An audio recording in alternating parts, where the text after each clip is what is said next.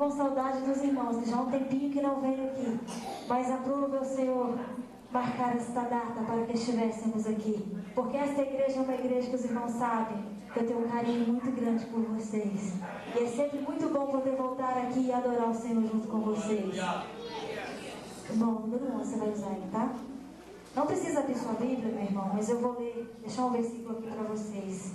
1 Pedro, capítulo 5, versículos 6 e 7 diz assim: humilhai-vos, pois, debaixo da potente mão de Deus, para que a seu tempo vos exalte, lançando sobre ele toda a vossa ansiedade, porque ele tem cuidado de vós. Você pode levantar a sua mão nesta noite e dizer: Jesus cuida de mim. Aleluia! Jesus cuida de mim. Solta aí, meu irmão, número 11. Vamos adorar.